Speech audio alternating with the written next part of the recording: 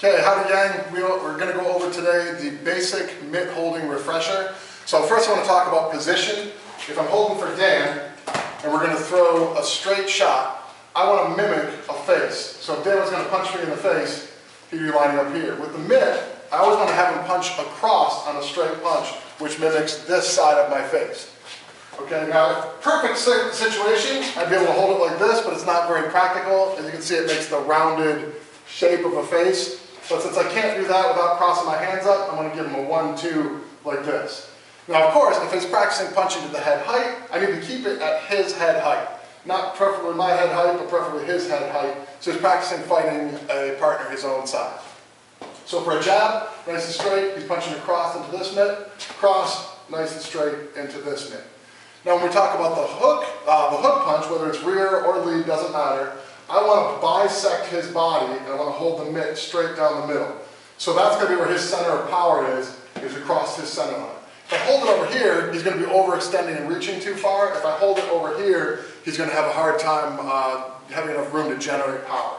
So bisect his middle line right down his nose, his sternum, that's where I want to hold that hook punch. So jab, cross, good, hook punch, bingo.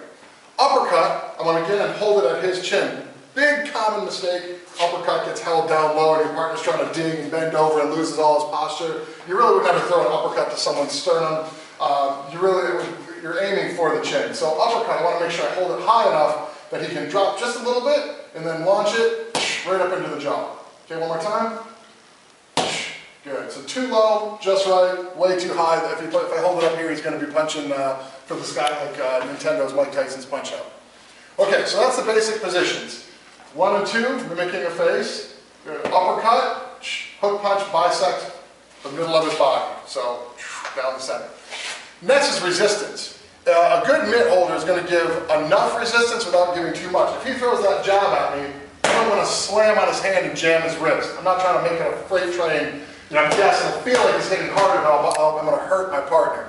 Secondly, when he hits it, I don't want to have a floppy hand and just kind of bounce away when it doesn't. So we call it like a light touch or tapping. So if he throws a jab, cross, jab, cross, good. Do it again, too loose, too high. Some partners, you're going to adjust. I mean, a good heavy hitter, you can tap a little harder. Someone whose bones or wrist structure doesn't punch as hard, you're really going to want just a nice light tap. So jab cross, good. Jab cross, jab cross, jab cross, hook, uppercut, good. You get the idea. Nice, light tapping resistance, nothing too floppy, nothing too hard. Lastly, when I'm working with a partner, I want to make sure that I'm keeping him engaged. So as the bag holder, I don't just want to stand there and go, jab cross. Making it a really dull experience. If we are working a jab cross, I'm going to talk to him and make sure I communicate. Jab cross. Okay. Jab cross. Jab cross.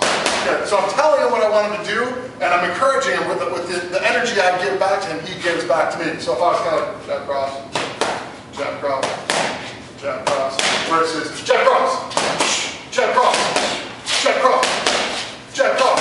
Good. The other thing I'm doing too is I'm leading him. So I can, as I'm talking to him, I can kind of move him along. So we have jab cross, jab cross, jab cross, jab cross, good. Jab rear uppercut, good. Jab rear uppercut, good. Jab rear uppercut, good.